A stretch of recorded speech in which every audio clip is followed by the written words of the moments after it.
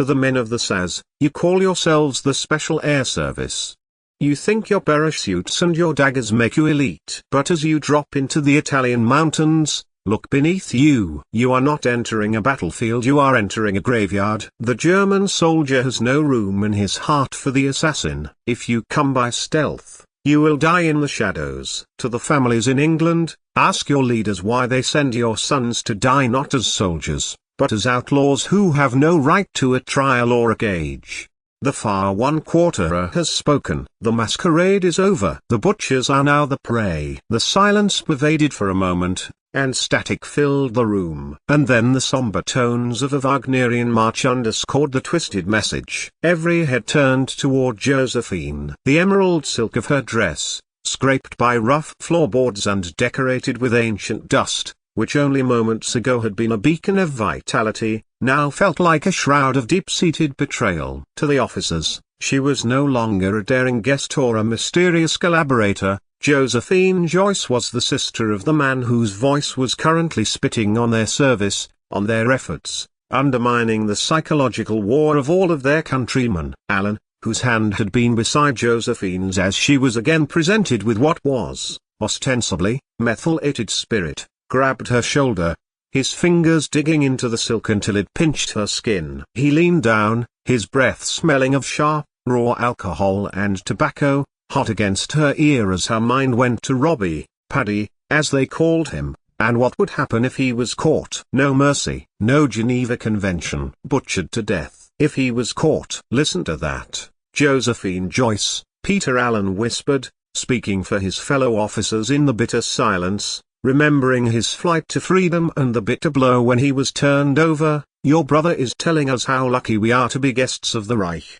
Do you agree with him? Is that why you're here, draped in green silk while we rot in the dark?" Josephine remained perfectly still, her spine a rod of iron. She could feel the weight of 50 pairs of eyes, many of them clouded with a sudden, sharp hostility. Near the door, the two survivors of the terrorist attack at Newry moved closer, their faces hardening into masks of pure, historical grudge. They didn't just see a collaborator now, they saw the embodiment of the Irish republicanism, amplified by her brother's voice. Bob Saunders didn't just move, he erupted. He lunged forward, his boots skidding on the grit-dusted floorboards, his hand clamping onto Josephine's upper arm with a force that threatened to bruise the emerald silk, pulling her out of Alan's grasp. The fabric tore from the shoulder, as she jerked towards him. "Listen to him," Saunders roared, his face inches from hers, his eyes bloodshot and wide with a jagged,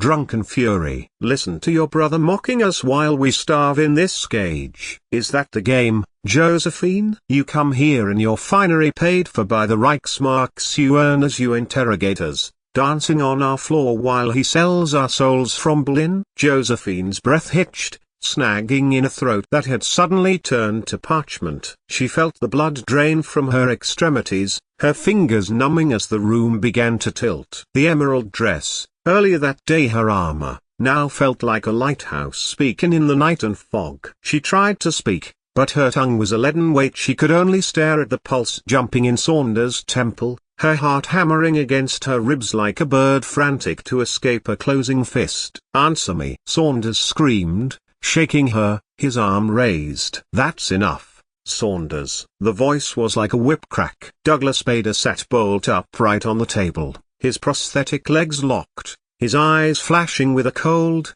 predatory light. "Take your hands off her." "Now." "She's his sister, sir." Saunders spat, though his grip loosened slightly. "She's a Hun lover in a green dress. She is a guest in this quarter." Pat Reed stepped forward, his voice low and dangerous, the authority of the escape officer acting as a cooling shroud over the room's heat. Beside him, Jack Howe moved with a quiet, lethal grace, placing himself between Saunders and Josephine. "She has risked more than you know just to stand in this room tonight. You're drunk on potato peelings, Bob. Stand down." "We don't war with women for the sins of their brothers," Howe added, his gaze sweeping the room, silencing the murmurs of Laddie and Hawley by the door who had begun to edge forward. "Not in Colditz. Not ever." Before Saunders could lunge again, Charles Collins was there. He stepped into the fray, his face pale and eyes glistening with a desperate, fractured devotion. He didn't look at the officers, he looked only at Saunders. "Bob,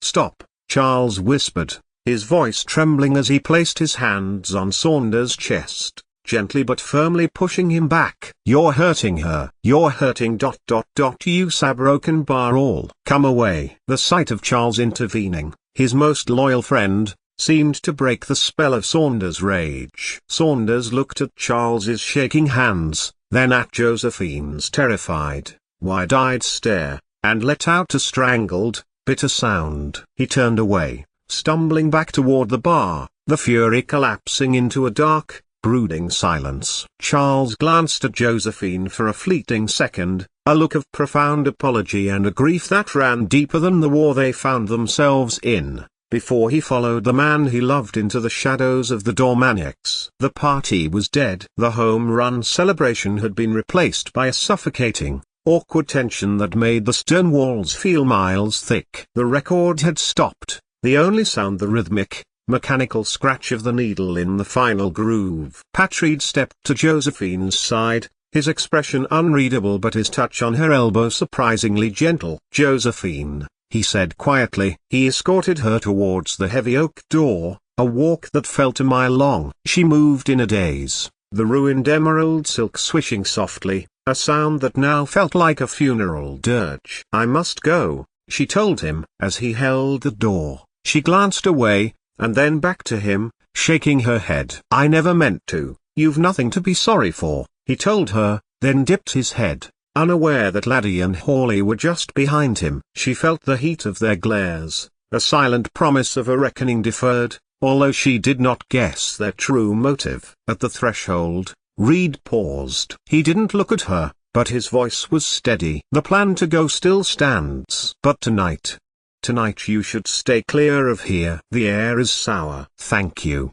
Pat," she whispered, her voice finally returning, thin and fragile, and he took her hands and gave them a gentle, fatherly squeeze. She stepped out into the freezing night. The air along the passageway of the castle that led to the stairs that led to the German quarter blew around her like the coldness of hell as the searchlights picked out her emerald dress, a splash of impossible color against the gray stone. She threw herself against one wall, tears streaming down her face, and hammered her fists against the wall behind her. A beautiful, terrible mistake in a place where the idea of beauty had perished. And then she felt the thump on her head, and utter blackness. 888,888,888. The cold, airless dark of the attic felt like a tomb before the first blow even landed. Josephine didn't see Sam Laddie or Jack Hawley. She only felt the jagged, frantic energy of two men who had been rotting from the inside since that train from Dublin to Galway went up in a pillar of fire. Sam Laddie's hands were slick with cold sweat,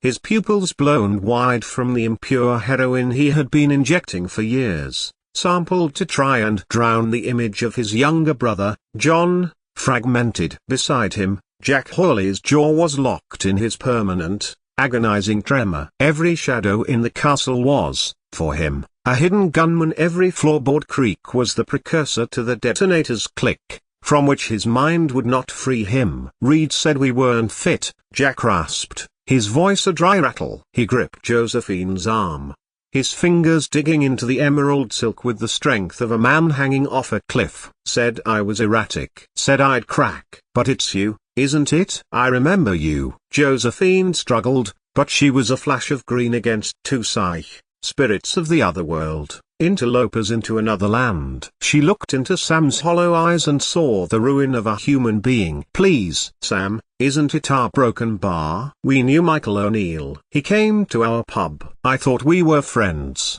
Sam whispered. His voice was thick and slurred. "He hurt us enough." He looked at the emerald dress, the color of the country that had broken from the empire and shattered them both. John was 18, he didn't even have a casket. There was nothing left to put in one. They didn't just strike her, they pounded her, Josephine's head falling back at the first punch. The men bundled her limp, semi-conscious in her arms and carried her up the secret steps, hidden from view from the Germans, once a servant's staircase, until they reached Goldfinch's private project, the Colditz-Cock. In their fractured minds, this wasn't an escape craft, it was a coffin for the woman who represented everything they had lost. With a grunt of uncoordinated effort, they heaved her over the plywood side. Josephine landed hard in the narrow fuselage, the silk of her dress tearing with a sharp, agonizing sound against the rough-hewn ribs of the glider. She lay there, a bruised emerald spark in a cage of wood and wire. "Let the widow fly," Jack muttered, his eyes darting toward the door as if the ghosts of his fallen comrades were watching. Together, they shoved the nose of the glider toward the attic window. Without the catapult,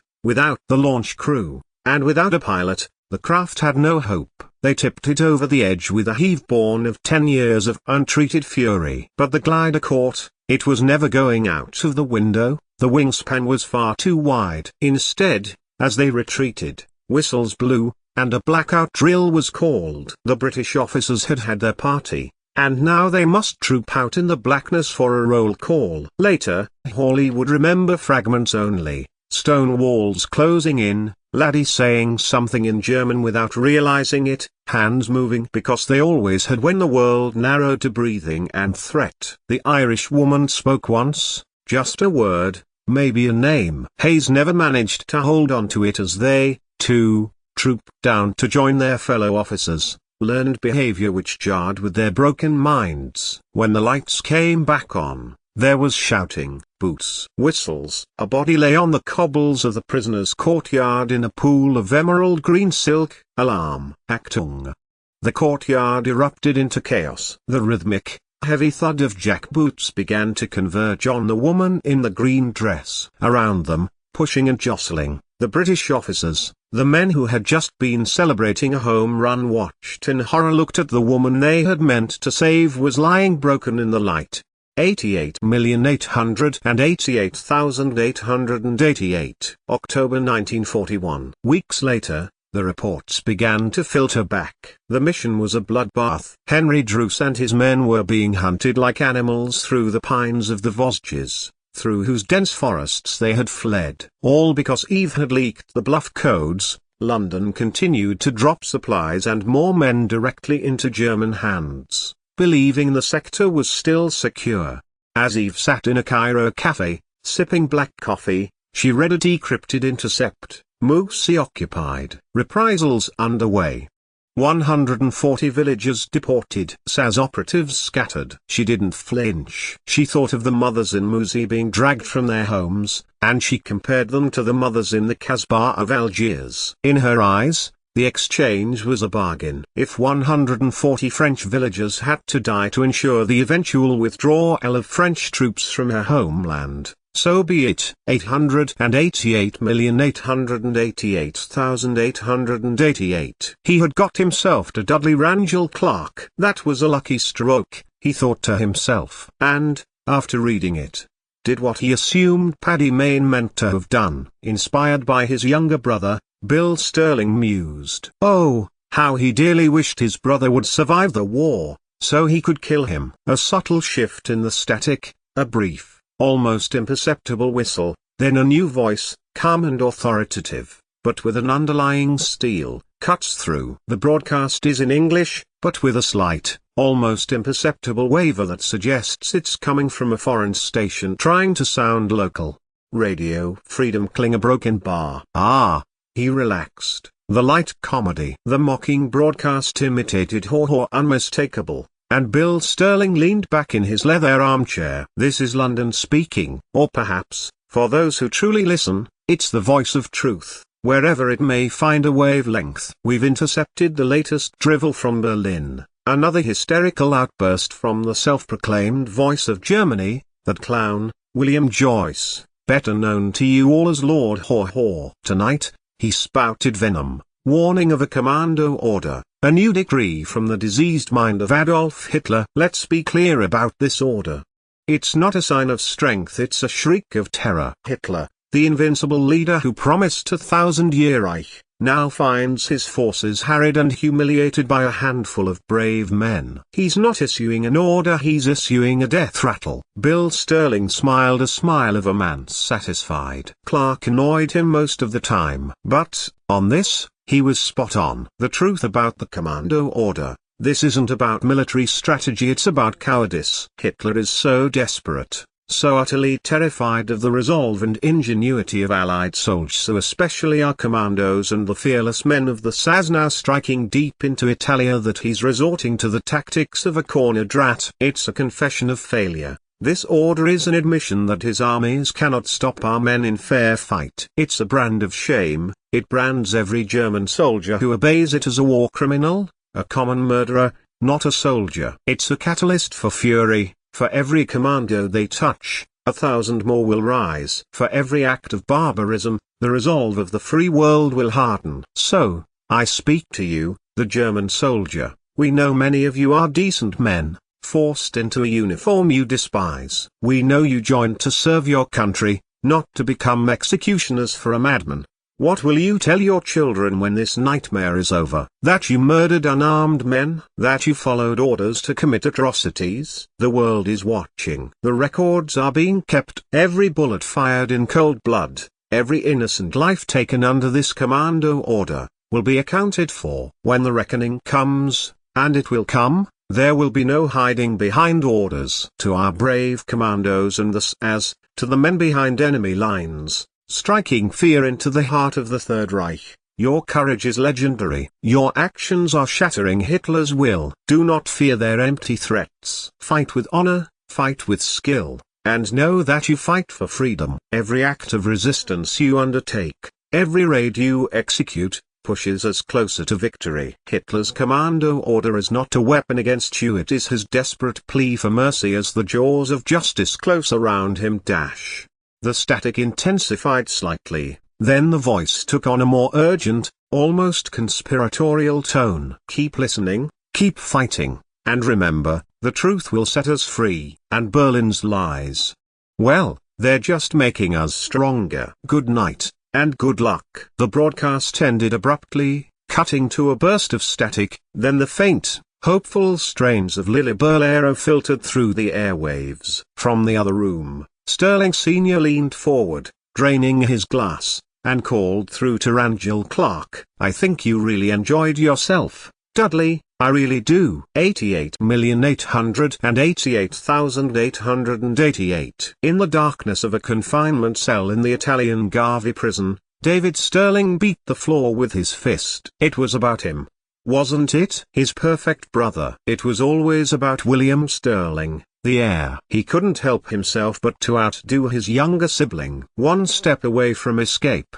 and then the mock broadcast was transmitted around the prison, and he missed steps from the guttering outside. Imitation is the sincerest form of flattery, he considered. But then, it was not Bill Sterling stuck in this hell-hole. The heavy oak door of the solitary cell groaned shut, but the silence that followed felt different. David sat on the cold stone floor, his back leaning against the damp wall. Every breath was a sharp reminder of the 30-foot drop that had landed him back in this hole, but the physical pain was eclipsed by a restless, predatory energy. Eve had been there. Even in the dim light of the Garvey fortress, she had looked magnificent. He didn't care about the news she was hunting for. He knew he was supposed to be the Phantom Major, the man with the maps and the strategy for the push into Italy, but he had nothing to give her. Instead, he had talked just to keep her from leaving. He had watched her with a raw, uncomplicated lust that made the war feel like a distant secondary concern. She was a hurricane, and he wanted to be swept up in it again. In the heat of the moment, he had mentioned Josephine. He'd done it almost casually, a bit of gossip to prove the Sterlings were still the most dangerous people in Europe. He told her Joe was deep undercover, posing as William Joyce's sister while interrogating prisoners for the Germans. He didn't believe a word of Josephine's warnings. To him, his sister's evidence was just the paranoia of a woman who didn't understand the game. Joe had tried to blow Eve's plane out of the sky because she was convinced Eve was an Algerian traitor playing a deadly funkspiel with the SO. David dismissed it all. Eve wasn't a traitor, she was just like him, a cavalier, elite, and bored by the rules. It didn't register that he had just handed his sister to the woman Joe was trying to kill. He didn't think about the consequences for the SAS or the French networks. Those were problems for men who didn't plan on jumping off 100-foot ledges. He stared at the ceiling, tracing the cracks in the stone. He was a wildly special case. He had survived the fall,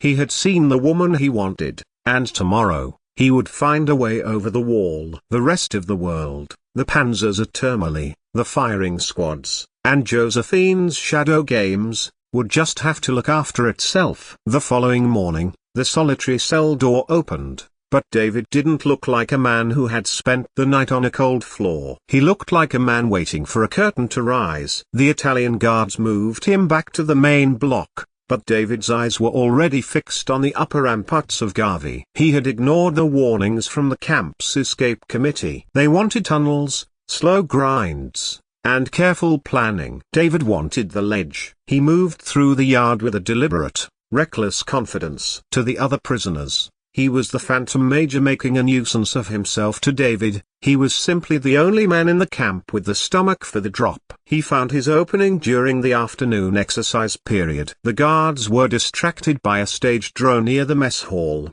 and David was gone, disappearing into the shadows of the masonry. He reached the ledge, a narrow, crumbling lip of stone 100 feet above the valley floor. The wind whipped at his tunic, the same one he'd worn when he sat with Eve just hours before. The thought of her, the scent of her hair and the cold, sharp focus in her eyes, was better than any stimulant. He wasn't thinking about Josephine's safety or the treasonous radio games Eve was supposedly playing. He was thinking about the sheer, adrenaline-soaked thrill of the height. He began the descent, his fingers digging into the ancient mortar. Every muscle in his back screamed, but he pushed through it with a cavalier grin. He was halfway down when the shouting started. A spotlight cut through the dusk, pinning him against the grey stone like a specimen on a board. An Italian guard leaned over the parapet above him, his face twisted in a mixture of panic and fury. David looked up, eyes squinting against the glare,